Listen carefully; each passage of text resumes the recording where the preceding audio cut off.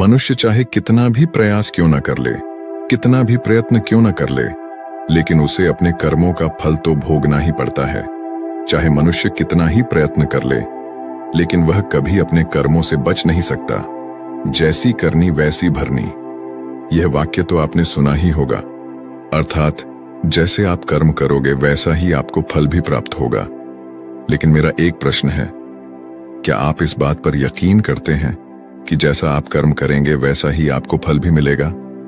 अब आप में से अधिकतर लोगों के मन में यह प्रश्न जरूर उठ रहा होगा, क्योंकि इसमें पूछने वाली बात क्या है? यह तो सत्य ही है कि जैसे हम कर्म करेंगे वैसा ही हमें फल भी मिलेगा। लेकिन एक बार के लिए आंखें बंद करके अपने आप से यह प्रश्न कीजिए, देखिएगा कि आपको इस प्रश्न का उत्तर स्पष्टता से नहीं मिल पाएगा। कहीं ना कहीं आपके मन में एक संशय जरूर होगा कि क्या यह बात सच है या झूठ। दोस्तों, आज इस कहानी से हम समझेंगे कर्मों का खेल। आखिर अच्छे कर्मों का फल अच्छा और बुरे कर्मों का फल बुरा कैसे होता है। बहुत समय पहले की बात है, किसी गांव में एक बहुत ही ज्ञानी पंडित रहता था। एक दिन वह अपने बचपन के दोस्त से मिलने के लिए दूसरे गांव में जा रहा था। उसका वह दोस्त बचपन से ही गूंगा और एक पैर से अपाहिज था। उस पंडित के गांव से उसके दोस्त का घर काफी दूर था। वहां जाने के लिए बीच बीच में कई सारे छोटे छोटे गांव पड़ते थे। पंडित रास्ते में अपनी धुन में चला जा रहा था। चलते चलते उसकी मुलाकात एक व्यक्ति से होती है। रास्ते में उसे एक आदमी मिलता है जो ऐसा लगता था कि वह किसी का इंतजार कर रहा था, और वह भी पंडित के साथ चलने लगता है। उस आदमी को देखकर पंडित बहुत खुश हो जाता है। उसने सोचा, चलो अच्छा हुआ, साथ साथ चलने से उसका सफर आसानी से कट जाएगा। बात की शुरुआत करने के लिए उस पंडित ने उस व्यक्ति से उसका नाम पूछा, तो उसने अपना नाम धर्मराज बताया। पंडित को यह नाम कुछ अजीब सा लगता है, लेकिन उसने नाम के विषय में कुछ और पूछना उचित नहीं समझा। दोनों धीरे धीरे साथ में चल रहे थे। तभी रास्ते में एक गांव आता है। गांव का प्रवेश द्वार आते ही धर्मराज ने पंडित से कहा, तुम आगे चलो, मुझे इस गांव में एक काम है, मैं तुमसे आगे मिलता हूं। पंडित ने कहा, ठीक है। वह आगे रास्ते में चल देता है। कुछ देर बाद उस गांव में खबर फैली कि एक व्यक्ति को सांड ने अपनी सींग में फंसाकर मार दिया है। जैसे ही सांड ने उस व्यक्ति को मारा, ठीक कुछ ही देर में धर्मराज पंडित के पास आ गया और फिर दोनों चलना शुरू कर देते हैं और चलते चलते एक दूसरे गांव के द्वार पर पहुंच जाते हैं। उस गांव के बाहर एक बड़ा और विशाल मंदिर बना हुआ था। वहां पर आराम करने की सुविधा काफी बढ़िया लग रही थी। पंडित के दोस्त का घर अभी वहां से बहुत दूर था और रात भी होने वाली थी। तो पंडित ने धर्मराज से कहा, रात होने वाली है, पूरे दिन चलते चलते थक भी चुके हैं और भूख भी लग रही है, तो यहाँ पर भोजन करके यहीं पर हम विश्राम कर लेते हैं, फिर सुबह के समय आराम से आगे की यात्रा जारी करेंगे। धर्मराज ने कहा, ठीक है, मुझे इस गांव में किसी को कुछ जरूरी सामान देने जाना है, तुम भोजन करके आराम करो, मैं बाद में आकर भोजन कर लूंगा। इतना कहकर वह वहां से चला जाता है। लेकिन उसके जाने के कुछ समय बाद, कुछ ही देर बाद उस गांव से धुआं उठता हुआ दिखाई देता है और देखते ही देखते पूरे गांव में आग लग जाती है। पंडित ने हैरानी से सोचा कि यह धर्मराज जहां भी जाता है वहां कोई न कोई अनहोनी जरूर हो जाती है, कुछ तो गड़बड़ी है इस व्यक्ति में। लेकिन पंडित ने रात्रि में धर्मराज से कुछ भी पूछना उचित नहीं समझा और वे दोनों सो गए। सुबह होते ही दोनों फिर से अपनी यात्रा शुरू कर देते हैं। कुछ देर चलने के बाद रास्ते में फिर से एक गांव आता है।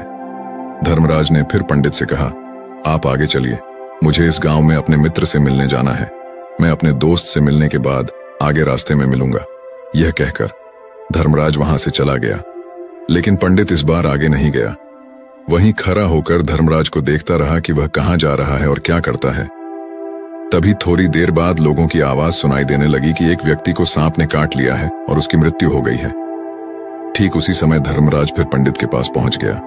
लेकिन इस बार पंडित से रहा नहीं गया और उसने धर्मराज से पूछ ही लिया कि तुम जिस भी गांव में जाते हो वहां कोई न कोई अनहोनी जरूर हो जाती है, क्या तुम मुझे बता सकते हो, यह ऐसा क्यों हो रहा है? धर्मराज ने कहा, पंडित जी, आप तो मुझे बहुत ज्ञानी मालूम पड़े थे, इसीलिए मैं आपके साथ चलने लगा था, क्योंकि ज्ञानियों का साथ बहुत अच्छा होता है, परंतु आप अभी तक समझ नहीं पाए कि मैं कौन हूं पंडित ने कहा, मैं समझ गया हूं, लेकिन मुझे कुछ शंका है। अगर आप भी अपना उपयुक्त परिचय दे दें तो मेरे लिए आसानी होगी।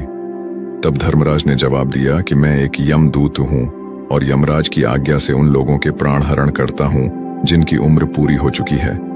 हालांकि पंडित को पहले से ही इस बात की आशंका थी, फिर भी धर्मराज के मुंह से ये बातें सुनकर वह घबरा गया। लेकिन वह हिम्मत करके पूछता है कि अगर तुम सच में यमदूत हो तो मुझे बताओ, अगली मृत्यु किसकी है? धर्मराज ने जवाब दिया, अगली मृत्यु तुम्हारे उसी मित्र की है जिससे तुम मिलने जा रहे हो, और उसकी मृत्यु का कारण भी तुम ही बनोगे। ये बात सुनकर पंडित सहम सा गया और सोच में पड़ गया कि अगर सच में यह धर्मराज यमदूत हुआ तो उसकी बात भी सच होगी और उसके कारण मेरे बचपन के सबसे अच्छे मित्र की मृत्यु हो जाएगी। तो सबसे अच्छा तो यही होगा कि मैं अपने मित्र से मिलने ही ना जाऊं। कम से कम मैं उसकी मृत्यु का कारण तो नहीं बनूंगा। तभी धर्मराज ने मुस्कुराते हुए कहा, तुम जो सोच रहे हो वो सब मुझे पता है, मगर तुम्हारे अपने मित्र से मिलने न जाने से नियत नहीं बदल जाएगी। तुम्हारे मित्र की मृत्यु तो निश्चित है और वह अगले कुछ ही पलों में घटित होने वाली है। महाकाल के मुंह से ऐसी बातें सुनकर पंडित को झटका लगा, क्योंकि महाकाल ने पंडित के मन की बातें पढ़ ली थीं, जो कि एक सामान्य व्यक्ति के लिए संभव नहीं है। अब पंडित को विश्वास हो गया कि यह धर्मराज सचमुच में यमदूत ही है। जब पंडित को यह पूर्ण विश्वास हो गया कि धर्मराज यमदूत है तो वह घबरा गया। वह अपने मित्र की मृत्यु का कारण नहीं बनना चाहता था, इसलिए वह पलटकर अपने गांव की तरफ वापस जाने लगा। लेकिन जैसे ही पंडित वापस जाने के लिए मुड़ा, उसने देखा कि उसका मित्र तेजी से उसकी तरफ चला आ रहा है, जो कि पंडित को देखकर अत्यंत प्रसन्न दिखाई पड़ रहा था। अपने मित्र के आने की गति को देखकर पंडित को ऐसा लगा कि जैसे उसका मित्र काफी देर से उसका ही पीछा कर रहा है, लेकिन वह बचपन से ही गूंगा था और एक पैर से लंगड़ा भी था। इसीलिए न तो वह पंडित को आवाज देकर रोक पाया था और न ही उस तक पहुंच पा रहा था। लेकिन जैसे ही वह पंडित के पास पहुंचा, अचानक ही जमीन पर गिर पड़ी और तुरंत ही उसकी मृत्यु हो गई। पंडित हक्का बक्का होकर धर्मराज की ओर देखने लगा, जैसे कि वह पूछना चाह रहा हो कि आखिर क्या हुआ। धर्मराज पंडित के मन में उठ रहे प्रश्नों को समझ गया और बोला, तुम्हारे मित्र ने पिछले गांव में ही तुम्हें देख लिया था और वे वहीं से ही तुम्हारा पीछा कर रहा था, लेकिन गूंगा और लंगड़ा होने की वजह से वह तुम तक नहीं पहुंच पाया। उसने अपनी पूरी ताकत लगाकर तुम तक पहुंचने का प्रयास किया, लेकिन बुढ़ापे में बचपन जैसी ताकत नहीं होती, इसलिए दिल का दौरा होने के कारण उसकी मृत्यु हो गई। क्योंकि वह तुमसे मिलने के लिए अपनी सीमाओं को तोड़कर तुम्हारे पीछे भाग रहा था, इसलिए अपने मित्र की मृत्यु का कारण भी तुम ही कहलाओगे। अब पंडित को पूर्णतः यह विश्वास हो गया था कि धर्मराज एक यमदूत है और उसका कार्य जीवों के प्राण हरना है। लेकिन पंडित एक ज्ञानी व्यक्ति था। वह यह भी जानता था कि मृत्यु पर किसी का वश नहीं है, सबको एक न एक दिन मरना ही है। यही सोचकर उसने अपने आप को संभाल लिया, लेकिन अचानक ही पंडित के मन में अपनी मृत्यु के बारे में जानने की इच्छा हुई। इसलिए उसने धर्मराज से पूछा कि जब मृत्यु मेरे दोस्त की होनी थी तो तुम शुरू से ही मेरे साथ क्यों चल रहे थे? यह प्रश्न सुनकर धर्मराज जोर से हंसा और बोला, मैं तो हर पल हर क्षण सभी के साथ चलता हूं, किंतु लोग पहचान नहीं पाते, क्योंकि लोगों के पास अपनी समस्याओं के अलावा किसी और व्यक्ति, वस्तु या घटना के बारे में सोचने समझने या उसे देखने का समय ही नहीं होता। पंडित ने कहा, तो क्या तुम यह बता सकते हो कि मेरी मृत्यु कब, कहां और कैसे होगी? महाकाल ने कहा, हालांकि किसी भी सामान्य जीव के लिए अपनी मृत्यु के बारे में जानना ठीक नहीं है, क्योंकि कोई भी जीव हो या जानवर, वह अपनी मृत्यु के बारे में जानकर बहुत दुखी हो जाता है। हालांकि तुम ज्ञानी व्यक्ति मालूम पड़ते हो और तुमने जिस तरीके से अपने मित्र की मृत्यु को सहन कर लिया है, उसे देखकर लगता है कि तुम अपनी मृत्यु के बारे में जानकर भी दुखी नहीं होंगे। और फिर महाकाल ने कहा, तो सुनो, तुम्हारी मृत्यु आज से ठीक 6 महीने बाद आज ही के दिन किसी दूसरे राज्य में फांसी लगने से होगी। और सबसे हैरानी की बात तो यह होगी कि तुम स्वयं ही खुशी से उस फांसी को स्वीकार कर लोगे। इतना कहकर धर्मराज वहां से चला गया, क्योंकि अब धर्मराज के पास पंडित के साथ चलते रहने का कोई कारण न था। इसके बाद पंडित ने अपने मित्र के शरीर का अंतिम संस्कार किया और यथाशक्ति उसके क्रियाकर्म करके अपने गांव वापस आ गया। लेकिन कोई व्यक्ति कितना भी ज्ञानी क्यों न हो, अपनी मृत्यु के बारे में जानकर दुखी तो होता ही है और मृत्यु से बचने का कोई न कोई उपाय भी खोजता है। तो पंडित ने भी वही किया। क्योंकि पंडित विद्वान था, इसलिए उसकी पहचान उस राज्य के राजा तक थी। पंडित ने सोचा कि राजा के पास तो कई सारे ज्ञानी मंत्री हैं, वह मेरी मृत्यु से संबंधित समस्या का कोई न कोई समाधान निकाल ही लेंगे। पंडित यही सब सोचता हुआ राज दरबार में पहुंच जाता है और राजा से सारी घटना के बारे में बताता है।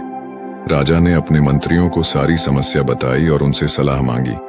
अंत में सभी ने विचार विमर्श करके कहा, अगर पंडित की बात सही है तो उसकी मृत्यु भी 6 महीने बाद ही होगी, लेकिन मृत्यु तो तब होगी जब वह किसी दूसरे राज्य में जाएगा।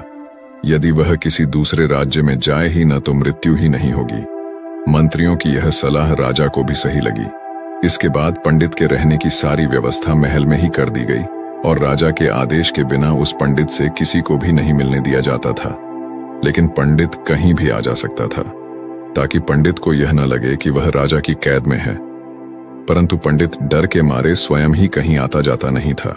धीरे धीरे महीने गुजरते गए और पंडित की मृत्यु का समय नजदीक आने लगा और अंततः वह भी दिन आ गया। जिस दिन पंडित की मृत्यु होनी थी उसकी एक रात पहले पंडित डर के मारे जल्दी ही सो गया, ताकि जल्दी से वह रात बीत जाए और अगले दिन आ जाए, ताकि उसकी मृत्यु टल सके। यही सोचकर वह जल्दी सो जाता है। लेकिन पंडित को नींद में चलने की बीमारी थी और अपनी इस बीमारी के बारे में वह स्वयं ही नहीं जानता था। तो फिर राजा, मंत्री या किसी वैद्य को इसके बारे में बताने का कोई प्रश्न ही नहीं उठता। पंडित अपनी मृत्यु को लेकर बहुत चिंतित था। वह पिछले कई दिनों से ठीक नहीं था, वो सो भी नहीं पा रहा था। और नींद में चलने की बीमारी भी तभी होती है जब व्यक्ति ठीक से सो नहीं पा रहा हो। तो उसी रात पंडित को नींद में चलने का दौरा पड़ा। वह उठा और महल से निकलकर अस्तबल में गया। क्योंकि पंडित राजा का खास मेहमान था, इसलिए किसी भी पहरेदार ने उसे नहीं रोका और न ही किसी तरह की कोई पूछताछ की। अस्तबल में पहुंचकर वह सबसे तेज चलने वाले घोड़े की पीठ पर सवार होकर नींद में ही अपने राज्य की सीमा से बाहर दूसरे पड़ोसी राज्य में चला गया। इतना ही नहीं, वह दूसरे राज्य के राजा के महल में पहुंच गया। उस महल के पहरेदार ने भी उसे नहीं रोका और न ही कोई पूछताछ की। सभी लोग रात्रि का अंतिम प्रहार होने के कारण गहरी नींद में थे। वह पंडित सीधे राजा के सैन्य कक्ष में पहुंचा, जहां राजा और रानी सो रहे थे। वह पंडित वहीं जाकर सो गया। सुबह हुई तो राजा ने पंडित को रानी के बगल में सोया हुआ देखा तो राजा बहुत क्रोधित हो गया। राजा ने पंडित को कैद करने का आदेश दे दिया। पंडित गिरफ्तार हो गया। लेकिन पंडित तो भूल चुक से आया था। उसे तो कुछ समझ नहीं आ रहा था कि आखिर वह दूसरे राज्य में और राजा के सैन्य कक्ष में कैसे पहुंचा। लेकिन वहां उसकी यह सब सुनने वाला कोई नहीं था। अगली सुबह राजा ने पंडित को दरबार में पेश करने का आदेश दिया। कुछ देर बाद उस पंडित को दरबार में लाया गया। पंडित को देखते ही राजा इतना बबूला हो गया कि उसे फांसी पर चढ़ा देने का हुक्म सुना दिया। फांसी की सजा सुनकर पंडित कांप गया, लेकिन फिर भी थोड़ी सी हिम्मत जुटाकर राजा से बोला, महाराज, मैं नहीं जानता कि मैं राजमहल तक कैसे पहुंचा। मैं यह भी नहीं जानता हूं कि आपके सैन्य कक्ष तक मैं कैसे आया और आपके महल के किसी पहरेदार या सैनिक ने मुझे रोका क्यों नहीं। लेकिन मैं इतना जरूर जानता हूं कि आज मेरी मृत्यु होनी थी और वो होनी भी जा रही है। राजा को यह बात थोड़ी अजीब लगी। उसने पंडित से पूछा, तुम्हें कैसे पता कि आज तुम्हारी मृत्यु होनी है? राजा के इस प्रश्न के जवाब में पंडित ने पिछले 6 महीने का सारा वाक्य राजा को सुना दिया और बोला, महाराज, मेरा क्या, किसी भी सामान्य व्यक्ति में इतना साहस नहीं कि वह राजा के सैन्य कक्ष में राजा की उपस्थिति में रानी के साथ सो जाए। राजा को पंडित की बात में थोड़ा तर्क दिखाई पड़ा, परंतु उसने सोचा कि यह मृत्यु से बचने के लिए धर्मराज और उसके द्वारा अपनी मृत्यु की भविष्यवाणी की कहानी बना रहा है। इसलिए राजा ने पंडित से कहा, यदि तुम्हारी बात सत्य है और आज ही तुम्हारी मृत्यु का दिन है, जैसा कि यमदूत धर्मराज ने तुमसे कहा था, तो आज तुम्हारी मृत्यु का कारण मैं नहीं बनूंगा। लेकिन यदि तुम्हारी बात झूठी निकली तो निश्चित ही आज तुम्हारी मृत्यु का दिन होगा, क्योंकि जिस राज्य से पंडित आया था उस राज्य का राजा इस राजा का मित्र था इसलिए इस राजा ने तुरंत अपने 2 सैनिकों को पड़ोसी राजा के पास भेजकर पंडित की बात की। सत्यता का प्रमाण मांगा, भेजे गए। सैनिक शाम तक लौटे और उन्होंने राजा को बताया कि महाराज, पंडित जो कुछ भी कह रहा है वह सब सत्य है। पड़ोसी राज्य के राजा ने पिछले 6 महीने से पंडित के रहने की सारी व्यवस्था अपने ही महल में कर रखी थी। पंडित राजा का खास मेहमान था। कल शाम राजा आखिरी बार पंडित से उसके कक्ष में मिले थे और उसके बाद ये इस राज्य में कैसे पहुंच गया, इसकी जानकारी किसी को भी नहीं है। इसलिए उस राज्य के राजा के अनुसार पंडित को फांसी की सजा देना ठीक नहीं है। लेकिन राजा के सामने एक नई समस्या थी, क्योंकि उसने बिना पूरी बात जाने ही पंडित को फांसी की सजा सुना दी थी। इसलिए अगर पंडित को फांसी नहीं दी जाती तो राजा के वचन का अपमान हो जाएगा। लेकिन अगर राजा की बात का मान रखा जाए तो बेवजह ही एक निर्दोष व्यक्ति की मौत हो जाएगी।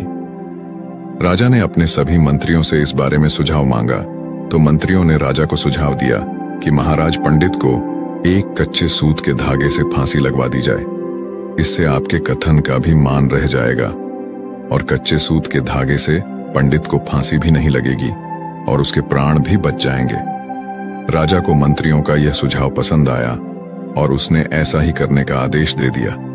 पंडित के लिए कच्चे सूत के धागे से फांसी का फंदा बनाया गया और नियम के अनुसार पंडित को फांसी पर चढ़ाया जाने लगा। सभी लोग बहुत खुश थे कि न तो पंडित मरेगा और न ही राजा का वचन खाली जाएगा। पंडित को भी पूर्ण विश्वास था, यह सूत के धागे से तो उसकी मृत्यु हो ही नहीं सकती। पंडित उस पर चढ़ने के लिए तैयार हो गया। जैसा कि धर्मराज ने भविष्यवाणी की थी कि तुम खुद ही अपनी फांसी को स्वीकार करोगे। लेकिन जैसे ही पंडित को फांसी दी गई, सूत का धागा तो टूट गया, लेकिन टूटने से पहले उसने अपना काम कर दिया था। पंडित के गले की एक नस सूत के धागे के झटके से कट चुकी थी और पंडित जमीन पर परा तड़प रहा था। उस पल उसके गले से खून की फुहार निकल रही थी और देखते ही देखते पंडित का शरीर पूरी तरह से शांत हो गया। सभी लोग आश्चर्यचकित थे और पंडित को मरता हुआ देख रहे थे। किसी को विश्वास नहीं हो रहा था कि कच्चे सूत के धागे से भी किसी इंसान की मृत्यु हो सकती है। लेकिन घटना तो घट चुकी थी। नियति ने अपना काम कर दिया था और धर्मराज की भविष्यवाणी सच हो चुकी थी। दोस्तों, श्रीमद् भागवत गीता में भगवान श्री कृष्ण ने कहा है, जो होना होता है वह होकर ही रहता है। हम चाहे कितनी ही सावधानी बरते, कितना ही उपाय कर ले, लेकिन घटना और घटना की पूरी प्रणाली पहले से ही तय होती है, जिसे हम थोड़ा सा भी इधर उधर नहीं कर सकते हैं। दोस्तों, शायद इसीलिए ईश्वर ने हमें भविष्य जानने की क्षमता नहीं दी है, ताकि हम अपने जीवन को ज्यादा बेहतर तरीके से जी सके। और यही बात उस पंडित पर भी लागू होती है। अगर पंडित ने महाकाल से अपनी मृत्यु के बारे में न पूछा होता तो 6 महीने तक राजा के महल में कैद रहकर डर डर कर जीने की बजाय ज्यादा बेहतर जीवन जीता और अपनी जिंदगी को खुश रखता। तो दोस्तों, उम्मीद है इस वीडियो से आपको काफी कुछ सीखने को मिला होगा। और अगर कुछ सीखने को मिला हो तो हमारे इस वीडियो को लाइक, शेयर और बुधा स्टोरियन चैनल को सब्सक्राइब जरूर कर लीजिएगा और साथ ही कमेंट में नमो बुद्धाय जरूर लिखिएगा। धन्यवाद।